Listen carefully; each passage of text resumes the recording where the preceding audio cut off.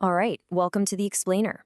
Today, we're diving headfirst into something we've all been through, the absolute chaos of exam day. And trust me, Sharm Key Sketchbook captures this experience perfectly.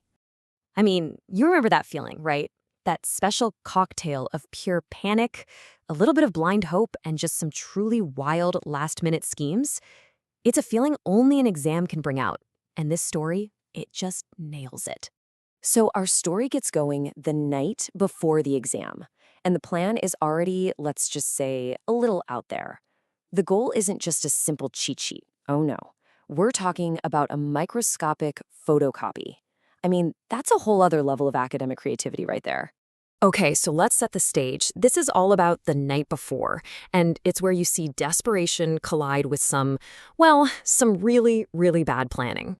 So instead of actually, studying, our main character has put all his eggs in one basket, a rumored exam leak. The plan is simple. A friend of a friend is going to send the paper at 11 p.m. Then it's supposed to be an all-night high-stakes cram session. But, of course, what actually happens? The only thing he successfully prepares for is a really good night's sleep. He completely sleeps through it, wakes up, realizes he's missed the golden ticket, and now he's walking into that exam hall totally unprepared, relying completely on his friends. So there he is. No prep, no info. He walks right into the main event, the pressure cooker we all know and love, the exam room.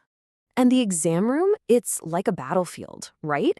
You've got all the classic characters. There's the confident friend who you're hoping will give you a little help, the secret cheat sheet that's practically a legend at this point, the classic well-timed bathroom break strategy, and looming over it all, the invigilator who sees everything. All right, this is where things get really interesting. Let's talk about the actual methods of cheating. Some are ingenious and, as you'll see, pretty much all of them are doomed from the start. Okay, so Plan A is basically a full-on bathroom heist. It's this whole three-step operation. Ask to go, head to a specific stall, and find the cheat sheet hidden in a brush. I mean, the amount of thought that went into this instead of just studying, it's honestly kind of impressive. And this, of course, leads to that classic showdown. The student, full of desperation, goes, "It's an emergency, sir," and the invigilator just shuts it down cold. There's no need.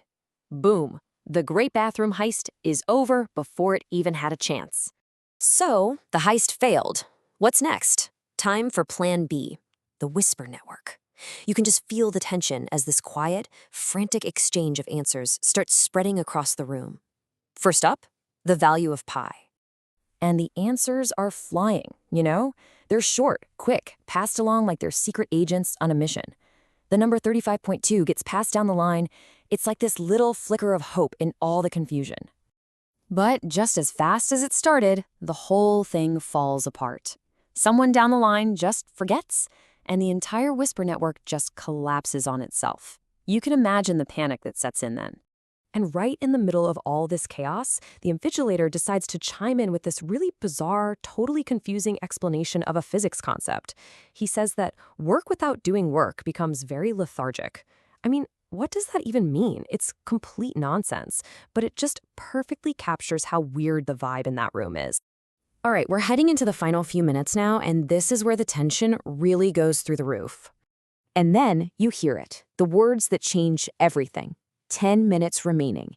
Instantly, the whole vibe in the room just shifts. It kicks off that final, desperate scramble.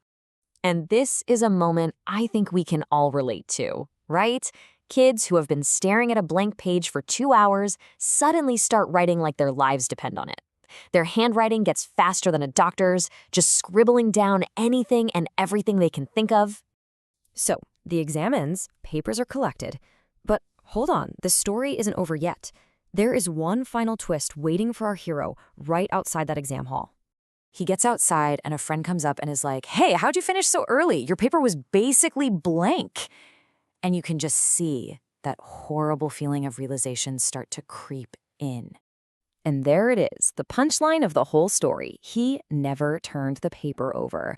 All of it. The stress, the bathroom heist, the whispers, it was all for nothing. The guy spent the entire exam staring at the instructions, with no idea the actual questions were on the other side. And his friend just lays out the simple, brutal truth he'd been avoiding this whole time. Man, if only you had just studied. If you'd put even half of that creative energy into studying, none of this would have happened.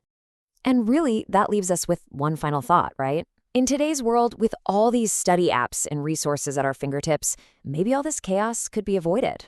But then again, where's the fun in that? Where's the story?